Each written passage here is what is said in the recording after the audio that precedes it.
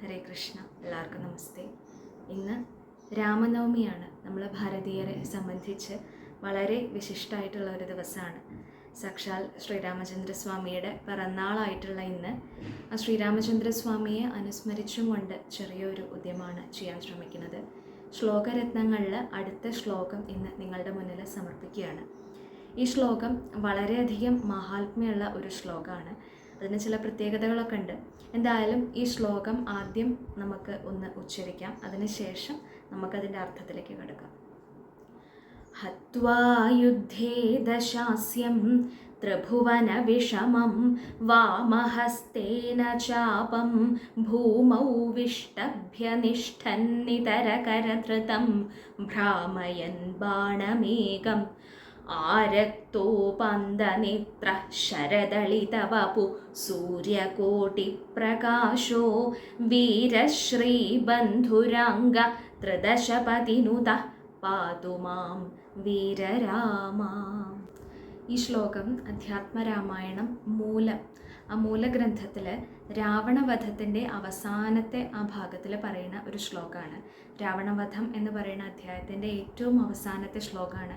ഈ ശ്ലോകത്തിൻ്റെ പ്രത്യേകത എന്താണെന്ന് വെച്ചാൽ, ഇത് വീരരാമ സ്വരൂപത്തിലുള്ള രാമചന്ദ്രസ്വാമീനെ ധ്യാനിക്കുന്ന ധ്യാന ശ്ലോകമാണ് ഈ ശ്ലോകം. ഈ ശ്ലോകത്തിന് തന്ത്രശാസ്ത്രത്തിലൊക്കെ പ്രത്യേകം മാഹാത്മ്യം പറയുന്നുണ്ട്. എന്താണെന്ന് വെച്ചാൽ, ഈ ഭയം, സകലവിധ ഭയങ്ങൾ, ആധികൾ, വ്യാധികൾ, ഇങ്ങനത്തെയുള്ള കാര്യങ്ങളിൽ നിന്നൊക്കെ ഈ ഒരു ശ്ലോകം നമ്മൾ നിത്യേന പഠിച്ച് ഉപാസിക്കുകയാണെന്നുണ്ടെങ്കിൽ, ആ ശ്രീരാമചന്ദ്രസ്വാമിയെ ആ സ്വരൂപത്തിൽ കണ്ടുകൊണ്ട് നമ്മൾ നിത്യേന ധ്യാനിക്കുകയാണെന്നുണ്ടെങ്കിൽ, ഈ ശ്ലോകം ജപിച്ചുകൊണ്ട്, അങ്ങനെയാണെങ്കിൽ സകലവിധ മനക്ലേശങ്ങൾ, ഭയങ്ങൾ, അതേപോലെ ആധികൾ, ഈ കാര്യങ്ങളൊക്കെ ഒഴിഞ്ഞു പോവും, അതിൽ നിന്നൊക്കെ രക്ഷ കിട്ടും എന്നാണ് ഈ ശ്ലോകത്തിൻ്റെ മഹാത്മ്യം തന്ത്രശാസ്ത്രത്തിൽ പറയണമെന്നാണ് പറയുന്നത്. അപ്പോൾ അത്രയും മഹാത്മ്യമുള്ള ഒരു ശ്ലോകമാണ്. വീണ്ടും പറയാണ്, വീരരാമ സ്വരൂപത്തിൻ്റെ ധ്യാന ശ്ലോകമാണ്. അപ്പോൾ ഈ ധ്യാന ശ്ലോകം നമ്മൾ പറയുന്ന സമയത്ത് വീരരാമൻ്റെ ആ സ്വരൂപമാണ് ഇതിൽ വർണ്ണിക്കണമെന്ന് പറയുന്ന സമയത്ത് നമ്മൾക്ക് അതിൻ്റെ അർത്ഥത്തിലേക്ക് ഒന്ന് കടക്കേണ്ടതായിട്ടുണ്ട്. അപ്പോൾ ശ്ലോകം നമ്മളിപ്പോൾ ചൊല്ലി ഇനി അതിൻ്റെ അർത്ഥം ഒന്ന് വർണ്ണിക്കുകയാണെന്നുണ്ടെങ്കിൽ ആ സ്വരൂപത്തിൽ തന്നെ ധ്യാനിക്കാൻ ശ്രമിക്കുകയും കൂടി വേണം എന്നാണ്. കാരണം നമ്മളിപ്പോൾ ഒരു മന്ത്രമായാലും ഒരു ശ്ലോകമായാലും അല്ലെങ്കിൽ ഒരു പുരാണം ആയാലും ഒക്കെ ഒരു കാര്യമുള്ളത് എന്താണെന്ന് വെച്ചാൽ, ഒരു നാമം ചൊല്ലുകയാണെങ്കിൽ ഈ സംസ്കൃതത്തിലുള്ള ആ കാര്യം സംസ്കൃതത്തിലാവാം, ഇപ്പോൾ മലയാളത്തിലാവാം, ശ്ലോകങ്ങളൊക്കെ ചിലപ്പോൾ മലയാളത്തിലാവാം, ഭഗവാനെ തന്നെ വർണ്ണിക്കുന്നത്. ഏതർത്ഥത്തിലാണെങ്കിലും ശരി, ഭാഷയല്ല പറഞ്ഞത്. എന്താണെന്ന് വെച്ചാൽ ആ വർണ്ണന, അത് എന്താണ് അതിൽ പറഞ്ഞിട്ടുള്ളത് എന്ന് നന്നായിട്ട് മനസ്സിലാക്കിയതിന് ശേഷം നമ്മളത് ഉച്ചരിക്കുന്ന സമയത്ത് നമ്മൾ കഴിവതും ശ്രമിക്കുക ആ സ്വരൂപം, ആ വർണ്ണന എന്താണോ അത് നമ്മുടെ മനസ്സിൽ കാണാൻ ശ്രമിക്കുക. കാരണം ഈ ശബ്ദത്തിന് രൂപമായിട്ട് വളരെയധികം ബന്ധമുണ്ടെന്ന് പറയുന്നു. അപ്പോൾ നമ്മൾ ഈ നാമം ചൊല്ലണ സമയത്തൊക്കെ വെറുതെ ചൊല്ലി പോകുക അല്ലാണ്ട് ആ ചൊല്ലണത് എന്താണോ അല്ലെങ്കിൽ ഉച്ചരിക്കുന്നത് എന്താണോ അത് കഴിവതും നമ്മുടെ മനസ്സിൽ കണ്ടുകൊണ്ട് ചെയ്യാൻ ശ്രമിക്കുക. അപ്പോൾ അതിന് ഒന്നും കൂടി ഒരു ഒരു എഫക്റ്റ് കൂടും. നമുക്ക് മനസ്സിനാണ് ഉദ്ദേശിക്കുന്നത്, അല്ലാതെ പ്രാർത്ഥനയ്ക്ക് അല്ലെങ്കിൽ നാമം ചൊല്ലണ ആ ഒരു കർമ്മത്തിന് അവിടെ അങ്ങനെ ചെയ്യാതിരിക്കുമ്പോൾ എന്തെങ്കിലും അബദ്ധം പറ്റുന്നുണ്ടോ എന്നുള്ളതല്ല. കാര്യമായിട്ട് പറയണത് എന്താണെന്ന് വെച്ചാൽ, ആ സ്വരൂപം നമ്മുടെ മനസ്സിൽ കാണുന്ന സമയത്ത് നമുക്ക് തന്നെ ഒന്നും കൂടി ഭംഗിയായിട്ട് ആ ശ്ലോകം ചൊല്ലലായാലും ശരി, നാമം ഉച്ചരിക്കലായാലും നമുക്ക് സാധിക്കും. അപ്പോൾ ഒരു ഉദാഹരണം പറയുകയാണെങ്കിൽ, നമ്മൾ ആ ഭഗവാന്റെ പീതാംബരം കരവിരാജിത ശംഖചക്ര എല്ലാവർക്കും അറിയണ വളരെ പ്രസിദ്ധമായിട്ടുള്ള ഗുരുവായൂരപ്പൻ്റെ ശ്ലോകമാണ്. ആ ശ്ലോകം ചൊല്ലണ സമയത്ത് നമ്മൾ വെറുതെ ചൊല്ലി പോകുന്നതിന് പകരം ആ ഭഗവാന്റെ ആ സ്വരൂപം ഒന്ന് മനസ്സിൽ കണ്ടുകൊണ്ട് ചൊല്ലുകയാണെങ്കിൽ നോക്കൂ, എങ്ങനെയാണ് നമുക്ക് തന്നെ മനസ്സിനൊരു വ്യത്യാസം അനുഭവപ്പെടും. അപ്പോൾ ആ ഭഗവാന്റെ ശംഖചക്ര ഗദാപത്മങ്ങൾ ധരിച്ചിട്ടുള്ള സ്വരൂപം, ഭഗവാന്റെ അതിസുന്ദര മന്ദഹാസത്തിനെ കുറിച്ച് പറയുന്നുണ്ട്. 4 കൈകളിലുള്ള ഓരോ കാര്യങ്ങളെ എടുത്ത് പറയുന്നുണ്ട്.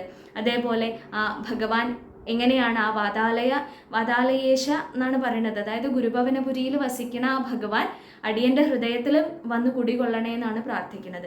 അപ്പോൾ നമ്മളത് മനസ്സിലാക്കിയും കൊണ്ട്, മലയാളത്തിലാണെങ്കിൽ പ്രത്യേകിച്ചും എളുപ്പമാണ്. കാരണം നമുക്കറിയണ അല്ലെങ്കിൽ സുപരിചിതമായിട്ടുള്ള ഭാഷയാണ്. സംസ്കൃതമാകുമ്പോൾ കുറച്ച് ബുദ്ധിമുട്ടാണ്, എന്നാലും അതിനൊരു അർത്ഥം കിട്ടാൻ സാധ്യത ഉണ്ട്. ഏതെങ്കിലും ഒരു സോഴ്സിൽ നിന്ന് അത് കിട്ടാൻ സാധ്യത ഉണ്ടെങ്കിൽ തീർച്ചയായിട്ടും നമ്മളത് ഉപയോഗിക്കണം, നമ്മളതിന് ശ്രമിക്കണം. അത് മനസ്സിലാക്കിയും കൊണ്ട് നമ്മൾ ചൊല്ലണ സമയത്ത് ഒന്നും കൂടി നമ്മൾക്ക് തന്നെ തൃപ്തി വർദ്ധിക്കണു, നമ്മൾക്ക് തന്നെ ആ ഒരു ആനന്ദത്തോടു കൂടി അല്ലെങ്കിൽ ആ ഭഗവാനെ തന്നെ മനസ്സിൽ കണ്ടുകൊണ്ട് അത് ഉച്ചരിക്കാൻ സാധിക്കുന്നുണ്ട്. അതേപോലെ തന്നെ നമ്മൾ ആ ചൊല്ലണ മന്ത്രത്തിന് അല്ലെങ്കിൽ നാമത്തിനായാലും എഫക്റ്റ് വർദ്ധിക്കുന്നുണ്ട് എന്നും കൂടി അത് സംസ്കൃതത്തിൻ്റെ ഒരു പ്രത്യേകതയായിട്ട് പറയുന്ന കാര്യമാണ്. അപ്പോൾ ഈ ശ്ലോകം അതെ നമ്മൾ പറഞ്ഞു വീരരാമൻ്റെ ധ്യാന ശ്ലോകമാണ്, വളരെയധികം മഹാത്മ്യമുള്ള ശ്ലോകമാണ്. നമ്മളുടെ എല്ലാവർക്കും ജീവിതത്തിൽ എന്തെങ്കിലുമൊക്കെ ആയിട്ട് ഭയമായാലും മനക്ലേശങ്ങളായാലും ഒക്കെ ഉണ്ടാവുന്നത് തന്നെയാണ്. അപ്പോൾ എല്ലാറ്റിൽ നിന്നും നമുക്ക് ഒരു രക്ഷ എന്ന് പറഞ്ഞാൽ എന്താ, എല്ലാം നേരിടാനുള്ള ഒരു ആത്മബലം നമുക്ക് കിട്ടും എന്നുള്ളതാണ്. പ്രശ്നങ്ങൾ ഇല്ലാണ്ടാവും എന്നല്ല ഉദ്ദേശിക്കുന്നത്. എന്തൊരു പ്രശ്നം വന്നാലും അതിനെ നേരിടാനുള്ള ഒരു ബലം, ഒരു മനോബലം നമുക്ക് ആർജിച്ചെടുക്കാൻ സാധിക്കും ഈ ശ്ലോകം നിത്യേന ഉച്ചരിക്കുകയാണെന്നുണ്ടെങ്കിൽ. ഇത് ഗുരുമുഖത്തിൽ നിന്ന് എനിക്ക് കിട്ടിയിട്ടുള്ളതാണ്. എൻ്റെ ഗുരുസ്ഥാനീയനായിട്ടുള്ള ശ്രീ കല്ലമ്പള്ളി ജയനമ്പൂതിരിയാണ് എനിക്ക് ഈ ശ്ലോകം പകർന്നു തന്നിട്ടുള്ളത്. അപ്പോൾ അദ്ദേഹം പറഞ്ഞിട്ടുള്ള അതേ വാക്കുകളാണ് നിങ്ങളോട് ഞാൻ പറഞ്ഞു തരാൻ ശ്രമിക്കുന്നത്. അപ്പോൾ ഈ ഒരു ശ്ലോകം ഇപ്പം നമ്മൾ ചൊല്ലി ഇനി അതിൻ്റെ അർത്ഥത്തിലേക്ക് കടന്ന് പറഞ്ഞതുപോലെ ഈ അർത്ഥവും കൂടി മനസ്സിൽ കണ്ടും കൊണ്ട് ആ രൂപം അതിനനുസരിച്ച് മനസ്സിൽ കണ്ടും കൊണ്ട് എല്ലാവരും ചൊല്ലാൻ ശ്രമിക്കുക. അപ്പോൾ ഈ രാമനവമി ദിവസം നമുക്ക് ആ അർത്ഥത്തിലേക്കും കൂടി ഒന്ന് കടന്നു നോക്കാം.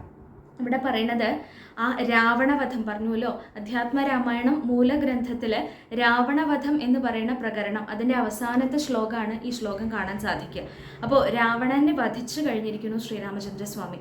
അത് കഴിഞ്ഞിട്ടുള്ള ആ സ്വരൂപമാണ് ഈ സ്വരൂപം, ഇപ്പം പറയാൻ പോണ സ്വരൂപം. എന്താ? ഹത്വാ യുദ്ധേദശാസ്യം ത്രിഭുവന വിഷമം വാമഹസ്തേന ചാപം ഭൂമൗ വിഷ്ഠഭ്യ നിഷ്ഠൻ നിതരകരധൃതം ഭ്രാമയൻ ബാണമേകം. ആദ്യം ഈ പകുതി നമുക്ക് നോക്കാം. എന്താ പറയണത്? ആ ത്രിഭുവനങ്ങളെയും വിഷമത്തിലാക്കിയിരുന്ന ആ രാവണൻ, നമ്മൾക്കറിയാം, ഇതിനു മുമ്പ് നമ്മൾ പറഞ്ഞിട്ടുണ്ട് രാവണൻ ചെയ്തിട്ടുള്ള അധർമ്മങ്ങളെക്കുറിച്ചും അദ്രോഹങ്ങളെക്കുറിച്ചും ഒക്കെ നമ്മളിതിനു മുൻപ് പറഞ്ഞിട്ടുള്ളതാണ്. അങ്ങനെയുള്ള ആ രാവണൻ, അദ്ദേഹം ആ എല്ലാവരെയും വിഷമിപ്പിച്ചിരുന്ന, 3 ലോകത്തിലുള്ള ജനങ്ങളെയും വിഷമിപ്പിച്ചിരുന്ന ആ രാവണനെ വധിച്ച ശേഷം തൻ്റെ കോദണ്ഡം എന്ന് പറയുന്ന ആ ചാപം അവിടെ നിലത്ത് ആ ഭൂമിയിൽ വെച്ചിട്ട് അങ്ങനെ അതിനെ ചാരി നിന്നുകൊണ്ട് ആ വളരെയധികം ക്ഷീണമൊക്കെ ആ ഒരു ഭഗവാന്റെ സ്വരൂപത്തിൽ ആ ഒരു യുദ്ധം കഴിഞ്ഞതിൻ്റെ ആ ഒരു ഭാവം ഉണ്ടല്ലോ, ആ ഒരു ഭാവത്തോടു കൂടി ശ്രീരാമചന്ദ്രസ്വാമി നിൽക്കുന്നതാണ് പറയുന്നത്. അപ്പോൾ ആ കോദണ്ഡം എന്ന് പറയുന്ന തൻ്റെ ചാപം അവിടെ ഭൂമിയിൽ വെച്ചുകൊണ്ട് ആ കോദണ്ഡത്തിനെ ചാരി നിൽക്കണ ആ സ്വരൂപം. അത് കഴിഞ്ഞ് പറയുന്നത് മറ്റേ കൈ കൊണ്ട് തൻ്റെ കയ്യിലൊരു ബാണമുണ്ട് എന്നാണ് പറയുന്നത്. ആ ബാണത്തിനെ വളരെ അനായാസേന കൈകൊണ്ട് ഇങ്ങനെ കറക്കിക്കൊണ്ടുള്ള ആ ഒരു രൂപത്തിലാണ് മറ്റേ കൈയിനെ അവിടെ വർണ്ണിക്കുന്നത്.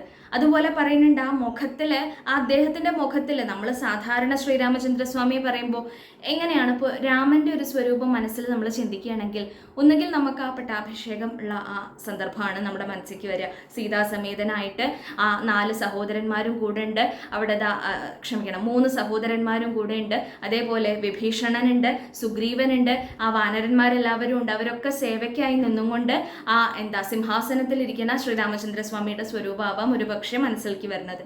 അതല്ലാന്നുണ്ടെങ്കിൽ ആ ജടാവൽക്കലങ്ങളൊക്കെ ധരിച്ചും കൊണ്ട് വനത്തിലേക്ക് പുറപ്പെട്ടുള്ള ആ ലക്ഷ്മണ സമേതനായിട്ട്, അല്ലെങ്കിൽ ലക്ഷ്മണന്റെ സീതയുടെയും കൂടെയുള്ള സ്വരൂപത്തിൽ നമുക്ക് കാണാം. അല്ലെങ്കിൽ സീത അപഹരണം കഴിഞ്ഞിട്ടാണെങ്കിൽ ലക്ഷ്മണന്റെ കൂടെ ആ പുറപ്പെട്ടിട്ടുള്ള ആ ശ്രീരാമചന്ദ്രസ്വാമി, അല്ലെങ്കിൽ ഹനുമാന്റെ കൂടെ അല്ലെങ്കിൽ സുഗ്രീവന്റെ കൂടെ സംവദിക്കുന്ന ആ ശ്രീരാമചന്ദ്രസ്വാമി, അവിടെയൊക്കെ ആ ജടാവൽക്കല സ്വരൂപമാണ് നമ്മുടെ മനസ്സിലേക്ക് വരിക. പക്ഷെ ഇതൊന്നും അല്ലാണ്ട് വളരെ വ്യത്യസ്തമായിട്ടുള്ളൊരു സ്വരൂപമാണ് ഇവിടെ വർണ്ണിച്ചിട്ടുള്ളത്. സാധാരണഗതിക്ക് നമ്മൾ കാണാത്ത ഒരു സ്വരൂപം. എന്താണ് ഇവിടെ ഈ പറഞ്ഞ രൂപങ്ങളിലൊക്കെ, നമ്മൾ സാധാരണ ചിന്തിക്കുന്ന സ്വരൂപങ്ങളിലൊക്കെ ഒരു ശാന്തത, അതാണ് ആ ശ്രീരാമചന്ദ്രസ്വാമിയുടെ ബൈ ഡിഫോൾട്ടായിട്ട് നമ്മൾ പറയുന്ന ഒരു മുഖഭാവം അല്ലെങ്കിൽ ആ ഒരു മനോഭാവം അങ്ങനെയാണ് അല്ലേ. സദാസമയവും ആ ശാന്തിയോടുകൂടി അല്ലെങ്കിൽ ഒരു പുഞ്ചിരിയോടുകൂടി മാത്രമേ നമുക്ക് രാമനെ ചിന്തിക്കാൻ പറ്റുള്ളൂ. അല്ലെങ്കിൽ ആ സീതയെ അന്വേഷിക്കുന്ന സമയത്താണെങ്കിൽ അതിൻ്റെതായിട്ടുള്ള ഒരു മനക്ലേശത്തോടു കൂടി, എന്നാലും മുഖത്ത് ആ ഒരു ശാന്തിയുടെ ഭാവം അതെപ്പോഴും കാണാം.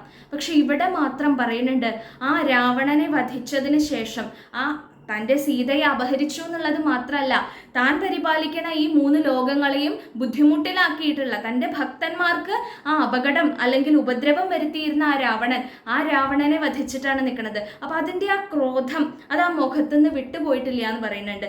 രാമനെ ക്രോധത്തോടുകൂടി സങ്കല്പിക്കുക തന്നെ കുറച്ച് ബുദ്ധിമുട്ടാണ്. പക്ഷെ ഇവിടെ അത് പറയുന്നുണ്ട്, ആ ക്രോധം ആ മുഖത്തിൽ നിന്ന് മുഴുവനായിട്ട് വിട്ടുപോയിട്ടില്ല എന്ന് പറയുന്നുണ്ട്. പിന്നെ പറയുന്നുണ്ട്, ആരക്തോപന്തനേത്ര ശരദളിത വപു സൂര്യകോടി പ്രകാശേ. എന്നാലും ആ കോടി സൂര്യന്മാരുടെ പ്രഭ അദ്ദേഹത്തിൻ്റെ ആ ശരീരത്തിൽ നിന്ന് അല്ലെങ്കിൽ അദ്ദേഹത്തിൻ്റെ ആ ചുറ്റുവട്ടത്തിൽ നിന്ന് നമ്മൾ പറയില്ലേ ഒരു ഓറ, അത് മാറിയിട്ടില്ല. ഇപ്പോഴും ആ തേജസ് അതേപോലെ തന്നെ നിൽക്കുന്നുണ്ട്. എന്നാലും ആ കണ്ണുകളിൽ അല്ലെങ്കിൽ ആ മുഖത്തിൽ നമുക്ക് ആ ദേഷ്യം കാണാൻ സാധിക്കും, അല്ലെങ്കിൽ ആ ഒരു ക്രോധത്തിൻ്റെ ഒരു അംശം ഒരു പക്ഷെ അവിടെ ഉണ്ടെന്ന് കാണാൻ സാധിക്കും. എന്നാലും ആ ഭക്തപരിപാലനാർത്ഥം ആ കാരുണ്യവും ആ ഭഗവാന്റെ ഉള്ളിലുണ്ട്. ആ ഭാവവും അവിടെ 2 ഭാവങ്ങളും കലർന്നുകൊണ്ടുള്ള ഒരു സ്വരൂപമാണ് ഇവിടെ കാണിക്കുന്നത്. അതേപോലെ പറയുന്നുണ്ട്, വീരശ്രീ ബന്ധുരാംഗത്രിദശപതിനുത പാതുമാം വീരരാമ എന്ന് പറയുന്നത്. എന്താ ഇങ്ങനെ ആ വീരലക്ഷ്മിയാണ് ഇപ്പൊ താൻ ഉദ്ദേശിച്ച കാര്യം ആ യുദ്ധത്തിൽ വിജയിച്ചിരിക്കുന്നു. അപ്പൊ തൻ്റെ കർമ്മത്തിൽ വിജയം ആർജിച്ചും കൊണ്ട് വിജയശ്രീയാൽ ആലിംഗനം ചെയ്യപ്പെട്ടിട്ടുള്ള ആ സ്വരൂപത്തിൽ നിൽക്കണ ഹേ ശ്രീരാമചന്ദ്രസ്വാമി, അടിയന്റെ ആ പരിപാലനം അങ്ങ് നടത്തണേ എന്ന് പ്രാർത്ഥിച്ചുകൊണ്ടാണ് ഇവിടെ വീരരാമൻ, അതായത് ആ യുദ്ധമൊക്കെ കഴിഞ്ഞ് ജയിച്ചു നിൽക്കണ ആ വീരസ്വരൂപത്തോടു കൂടിയിട്ടുള്ള ശ്രീരാമചന്ദ്രസ്വാമിയാണ് ഇവിടെ ധ്യാനിക്കുന്നത്. അപ്പോൾ നമ്മൾ എന്തൊക്കെയാ പറഞ്ഞത്, ആ രാവണവധം കഴിഞ്ഞ് ആ കോദണ്ഡം എന്ന് പറയുന്ന ചാപം അവിടെ ഭൂമിയിൽ അവിടെ വെച്ചിട്ടുണ്ട്. അതിനെ ചാരി നിന്നുകൊണ്ട് അതിൻ്റെ ഒരു ക്ഷീണമൊക്കെ മുഖത്ത് കാണാം ആ യുദ്ധം കഴിഞ്ഞതിൻ്റെ. അതേപോലെ മറ്റേ കയ്യിൽ ഒരു ബാണം എടുത്തുകൊണ്ട് അത് കറക്കിക്കൊണ്ട് നിൽക്കുന്നുണ്ട്. അതേപോലെ തന്നെ ആ മുഖഭാവം പറയുന്ന സമയത്ത് അല്പം ഒരു ക്രോധമെങ്കിലും ആ മുഖത്ത് കാണാൻ സാധിക്കുന്നു. സാധാരണഗതിക്ക് കാണാത്ത ഒരു രീതിയിൽ അതവിടെ കാണാൻ സാധിക്കുന്നുണ്ട്.